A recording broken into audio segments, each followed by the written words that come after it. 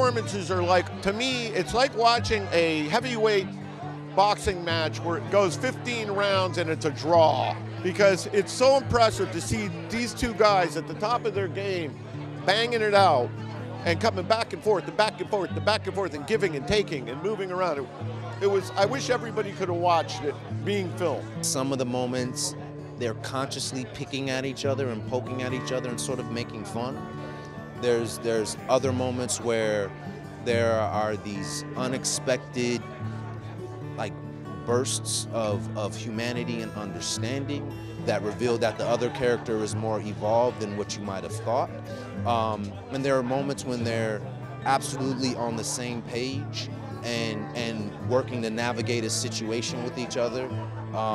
But it's all based in truth and a reality that I think makes the film strong from the standpoint of it really being able to sort of impact and entertain and also educate people.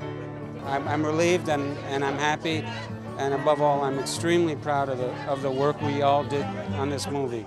I think it's a beautiful movie, and I think you can feel the joyful collaboration that we had making it. You can feel that on the screen. You can feel that dynamic between not just Mahershala's character and mine, but the whole cast. Just everything about this movie it inspires hope. It inspires serious thought. Well, you know, it's a true story. All of it's true. All of it happened. We took some creative license of putting things together, moving some things around, but all the incidents actually happened. So the humor comes from the love of these two men. The opposites attract part. My co-writers Brian Curry and the director Peter Farrelly, we stayed true to the truth. We said we don't have to make anything up. You know, I had tapes of my father telling me this. Dr. Shirley told me the stories. We used all of that. And I think that's why it resonates, is because it's true. We didn't fake anything.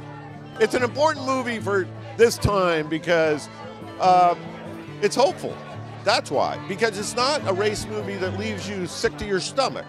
There are moments in it that do, but ultimately it's an uplifting, hopeful movie. If these two guys, a black concert pianist with 3 doctorates, and an Italian-American bouncer with a 6th grade education who's racist, could find a common ground and become friends for life, it's a lesson for all of us that, you know, you just got to talk, cut through the walls, and you know, it's a hopeful film.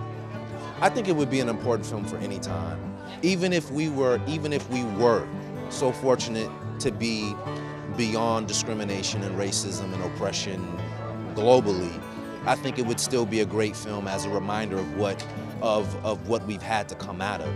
But considering that there is some divisiveness still in our country, in our world, that is very much alive and present, I think that it's a film that reminds people of the capacity of people, of human beings, to be very different, to have different points of view, to have different culture, but to be able to share intimate space and discover how similar they are, and still stay in their lanes in terms of like their cultural differences, but learn how to communicate and respect one another and be allies to each other. Well, as far as the humor goes, you know, the medicine always goes down better with a little sugar, as they say.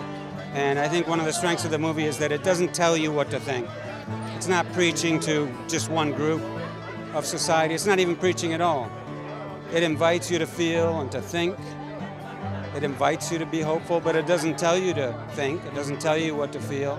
It doesn't tell you to do anything. It just tells a great story, you know, that happens to be a true story at a very difficult time in our nation's history.